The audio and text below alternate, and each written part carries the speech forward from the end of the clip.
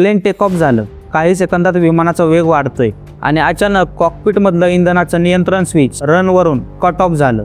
दोन्ही इंजिनचा इंधन पुरवठा थांबतो। एक पायलट घाबरून विचारतो, तू फ्यूल कंट्रोल स्विच बंद का केलं?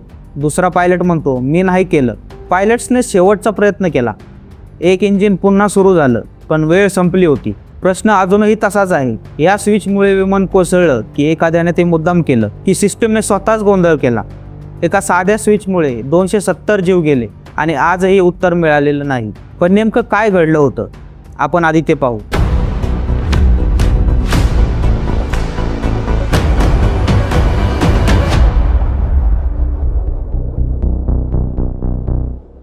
नमस्कार मंडळी, मी आहे अक्षय आणि आज आपण पाहणार आहोत एका विमान अपघाताची कथा। पण हा अपघात नव्हे तर एक संशयास्पद घटनेची सखोल चौकशी आहे। या व्हिडिओमध्ये आपण शोधणार आहोत कॉकपिटमधलं ओरिजिनल व्हॉइस डेटा काय सांगतं। हे स्विच आपोआप बंद झालं की कोणीतरी मुद्दामून बंद केलं? बोईंगनं बनवलेली ही मशीन चुकीची होती का? आणि सरकारी यंत्रणांनी लोकांपासून खरं का लपवलं? हे एकाच स्विचचं प्रकरण नाही, हे आहे संपूर्ण सिस्टीममधल्या गडबडीचं प्रकरण। आणि आज बिंदास बीडवर आपण ते उघड करणार आहोत। 12 जून 2025 रोजी दुपारी 1:10 AI-171 हे विमान अहमदाबादच्या सरदार वल्लभभाई पटेल इंटरनॅशनल एअरपोर्टवरून गॅटविक लंडनसाठी शेड्यूल टेक ऑफसाठी सज्ज होतं। सकाळी 11:25 सर्व क्रू मेंबर्सचा pre flight breath analyser check झाला आणि तो नॉर्मल होता।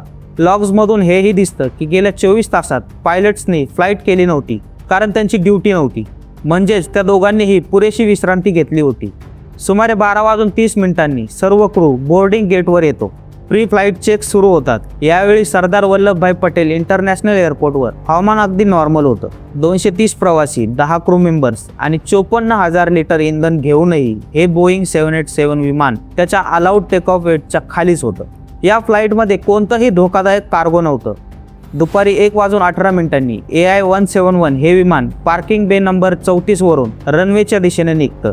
त्यावेळी सगळे सिस्टम्स नॉर्मल होते, सगळं काही व्यवस्थित होतं। दुपारी 1:37 AI-171 या विमानाला टेक ऑफसाठी क्लिअरन्स मिळतो आणि ते रनवे 23 वरून टेक ऑफ सुरू करतं। हे विशाल विमान हवेत झेप घेतं, पण पुढच्या काही सेकंदात सगळं बदलून जातं।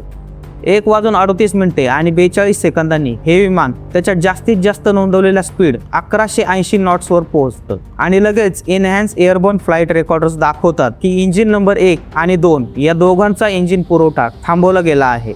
पायलट्सच्या मधोमध असणारे fuel cut off switches run पोझिशनवरून कट ऑफ पोझिशनमध्ये जातात आणि हे सगळं एका सेकंदाच्या आत घडतं। हे फ्यूल कट ऑफ स्विचेस सामान्यतः जमिनीवर इंजिन बंद करण्यासाठी, पार्किंग नंतर किंवा फायर इमर्जन्सी सिच्युएशनमध्ये वापरले जाते। इंधन पुरवठा बंद झाल्यावर इंजिनची ताकद कमी होऊ लागते।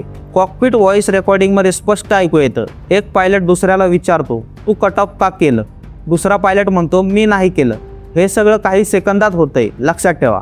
1:38 आणि 47 EFR दाखवते की दोन्ही इंजिनच्या N2 व्हॉल्व्स मिनिमम आयडल स्पीडच्या खाली गेल्या आहेत। म्हणजेच इंजिन आउटपुट पॉवर खूप कमी झाली आहे।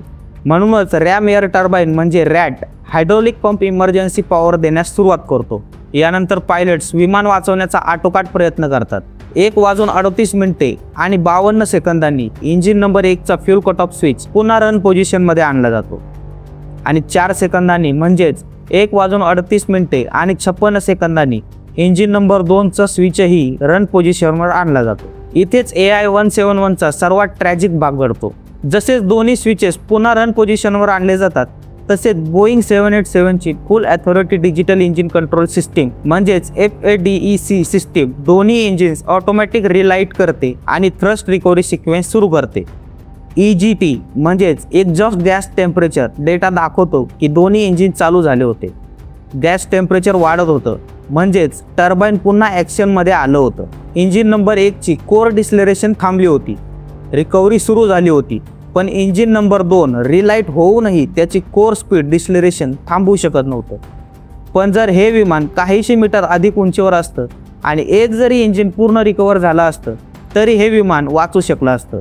एका इंजिनवर ते पुन्हा परत U-टर्न घेऊन आरामात लँड करू शकलं असतं। पण पायलट्सकडे ना उंची होती ना वेळ।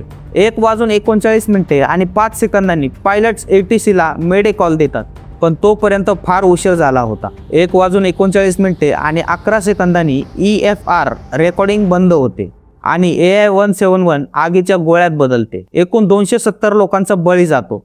भारतीय विमान वाहतुकीच्या इतिहासातला सर्वात मोठा अपघात घडतो.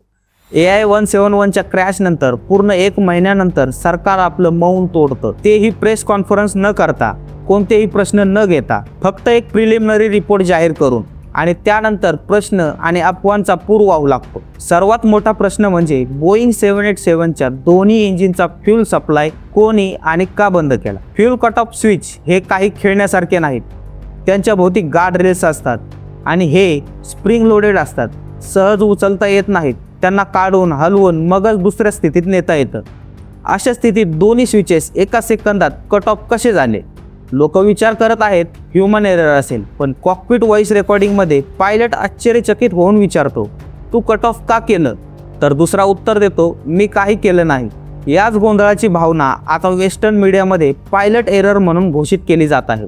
पण तेवढंच हे सॉफ्टवेअर आणि हार्डवेअर एरर देखील असू शकतं. प्रिलिमिनरी रिपोर्टचं मुख्य उद्दिष्ट असतं इतर विमानांना सावध करणं, जेणेकरून दुसरीकडे हेच प्रॉब्लेम घडू नये. पण या रिपोर्टमध्ये त्या स्विच संबंधी काहीही वॉर्निंग नाही, कोणतीही कारवाई सुचवलेली नाही. फक्त लिहिलं आहे, at this stage of investigation there is no recommended action for Boeing 787 and other GE engines. म्हणजेच काही ॲक्शन लागत नाही. पायलटवर दोष टाकायचा आणि मुद्दा मिटवायचा. आता हे काही चुकीचं आहे का. आपण 737 MAX या दुर्घटनेमध्ये पाहिलं, MCAS नावाचं जानलेव सिस्टीम लपवलं गेलं होतं. तेव्हाही बोईंगने आणि इन्व्हेस्टिगेटर्सने चुप्पी साधली होती. ती पण कधीपर्यंत, दुसरा अपघात होईपर्यंत. इथे आम्ही म्हणत नाही की पायलट एरर होऊच शकत नाही, बिलकुल होऊ शकतो. फॅक्ट्स तुमच्या समोर ठेवतोय. जसं आपण बिपिन रावतच्या हेलिकॉप्टर क्रॅश बाबत लगेच पायलट एरर म्हटलं होतं, पण इथे आधी चेतावण्या होत्या, पण त्या पाहिल्या नाहीत. कारण बोईंग सारख्या $1 ट्रिलियन कंपनीची बदनामी होऊ नये म्हणून दोष पायलटवर टाकला जातोय. रिपोर्टमध्ये स्पष्ट केलं आहे, ना फ्यूल कंटामिनेशन होतं, ना फ्लॅपची सेटिंग चुकीची होती, ना गिअर डाऊनचा काही इश्यू होता, ना हवामानाचा काही त्रास होता. पायलट फिट आणि अनुभवी होते. AI-171 विमान वजन आणि बॅलन्सच्या मर्यादित होतं. म्हणून जेव्हा साधं कारण सापडत नाही तेव्हा पायलटवर दोष टाकला जातो किंवा थर्ड पर्सन कॉकपिटमध्ये असल्याची अफवा पसरवली जाते. पण एक मुद्दा आहे जो हे रहस्य सोडवू शकतो. EFR दाखवतंय की स्विचेस रनवरून कट ऑफ झाले, पण रिपोर्ट्स हे सांगत नाहीत की हे का झाले आणि कसं झालंय. हाच स्विच कसा काय फेल झाला. मेकॅनिकल, इलेक्ट्रिकल, सॉफ्टवेअर काही कळत नाही. कॉकपिटमध्ये कॅमेरा नाही म्हणून कोणी केलं हे सिद्धही करता येत नाही. पण हे विमान याआधी AI-432 म्हणून दिल्लीहून आलं होतं.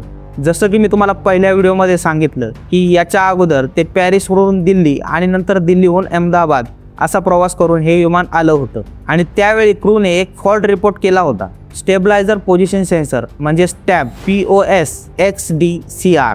एअर इंडिया म्हणते ते फिक्स केलं होतं, पण एक सेन्सर बिघडला होता. म्हणजे दुसरा का नसेल बिघडला. आणि इथून सुरू होतो मुद्दा. 17 डिसेंबर 2018चा FAAचा एक बुलेटिन. त्यात स्पष्ट लिहिलं आहे 737 मध्ये असे फ्यूल कंट्रोल स्विचेस होते जे लॉकिंग फीचर शिवाय इन्स्टॉल झाले होते. हे लॉकिंग फीचर अत्यंत महत्त्वाचं आहे. ते नसल्यास स्विच चुकून हलू शकतो आणि फ्यूल सप्लाय बंद होतो. स्विच रनवरून कट ऑफवर जातो. याच फीचरचा दोष 737 मध्ये होता, पण स्विच 787 मध्येही वापरले जातात असं त्या बुलेटिनमध्ये नमूद आहे. FAAने फक्त सूचना दिली, तुम्ही तपास करा, म्हणजे कंपल्सरी नाही. बोईंगने माहिती दिली पण जबाबदारी झटकली. जर उद्या असा स्विच बिघडला तर बोईंग म्हणेल आम्ही सांगितलं होतं. एअर इंडिया आधीच अडचणीत आहे, त्यांनी तो स्विच तपासला नाही. कारण FAAने ॲडवायझरी दिलं, मॅन्डेटरी नाही. या विमानाचा थ्रॉटल कंट्रोल बदलला गेला होता 2019 आणि 2023 मध्ये. इंजिनही बदलले गेले होते, पण हे फ्यूल स्विच ते कधी तपासलेच गेले नाहीत. म्हणून हा पायलट एरर असू शकतो, पण तितकंच हे हार्डवेअर फेल्युअर हे असू शकतं. आणि हेच आता इंडियन पायलट असोसिएशन विचारत आहे की आम्हाला इन्व्हेस्टिगेशनमध्ये सामील का केलं नाही. रिपोर्ट लीक का केला. स्विचचा मुद्दा का दुर्लक्षित केला. पायलटचा निर्णय महत्त्वाचा आहे, पण बोईंगचा इतिहास सुद्धा पाहणं तितकंच गरजेचं आहे. 737 MAXचे उदाहरण डोळ्यासमोर ठेवा. एका फॉल्टी सेन्सरने MCAS सुरू केलं आणि विमान कोसळलं. इथेही एक स्विच टेकऑफच्या वेळी संपूर्ण विमान खाली आणतं. सर्व 787 स्विचेस तपासले गेले पाहिजेत. म्हणजे हा रिपोर्ट म्हणतो नो ॲक्शन रिक्वायर्ड. ते खोटं आहे. जर हे दुर्लक्षित केलं तर उद्या एक स्विच आणि पुन्हा एक विमान कोसळेल. रिपोर्टमध्ये हा मुद्दा फारच हलका घेतला आहे. हे थोडंसं कव्हरअप सारखं वाटतंय. बोईंगने याआधीही असं केलंय. आणि कदाचित हीच यावेळीही खरी भीती आहे. ही चुप्पी, ही गोपनीयता कुठल्या तरी मोठ्या गोष्टीवर पडदा टाकण्याचा प्रयत्न करत आहे. मित्रांनो, ही माहिती तुम्हाला महत्त्वाची वाटली असेल आणि अशाच खऱ्या पण दडपल्या गेलेल्या गोष्टी तुम्हाला अजून जाणून घ्यायच्या असतील तर बिंदास व्हिडिओला सबस्क्राईब करा, बाजूची बेल आयकन दाबा आणि तुमचं मत कमेंटमध्ये नक्की सांगा, कारण बिंदास व्हिडिओवर खरं तेच सांगितलं जातं.